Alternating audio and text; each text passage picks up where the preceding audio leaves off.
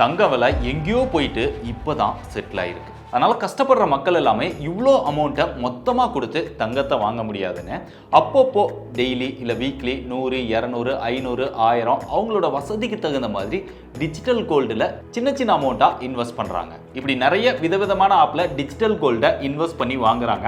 அப்படி வாங்கக்கூடிய digital gold எல்லாமே செபியோ ஆர்பிஐயோ கண்ட்ரோல் பண்ணவே இல்லை. அதெல்லாமே அந்த பிரைவேட் கம்பெனி நடத்தக்கூடியது தான். ஒருவேளை அந்த கம்பெனியில் ஏதாவது ப்ராப்ளம் அப்படின்னா உங்களுடைய கோல்டு இன்வெஸ்ட்மெண்ட் லாஸ் ஆகிறதுக்கு அதிக வாய்ப்பு இருக்கு அப்படின்னு செபி அஃபீஷியலாக நோட்டீஸ் கொடுத்துருக்காங்க. அதனால இந்த மாதிரியான ஆப்லலாம் டிஜிட்டல் கோல்டு அப்படின்னு நம்பி இன்வெஸ்ட் பண்ணுறதுல ரிஸ்க் ரொம்பவே அதிகமாக இருக்குது. அதுக்கு பதிலாக நீங்கள் ஃபிசிக்கல் கோல்டாக வாங்கிக்கோங்க. அப்படி ஃபிசிக்கல் கோல்டாக வாங்க முடியல அப்படின்னாலுமே செபி ரெகுலேட்டடான கோல்டு இடிஎஃப் இல்லை கோல்டு மியூச்சுவல் ஃபண்ட் இந்த மாதிரி இதில் இன்வெஸ்ட் பண்ணுங்க அப்படின்னு செபி சொல்லியிருக்காங்க. அதனால் டிஜிட்டல் கோல்டு நம்பி பிரைவேட் கம்பெனி பிரைவேட் ஆப்ஸ்லாம் நிறைய அமௌண்ட்டை இன்வெஸ்ட் பண்ணி வைக்காதீங்க. ஆல்ரெடி இன்வெஸ்ட் பண்ணியிருந்தீங்கன்னா கூட அதை ஃபிசிக்கல் கோல்டா வர வச்சு வீட்டில் வச்சுக்கோங்க. அதுதான் சேஃப்.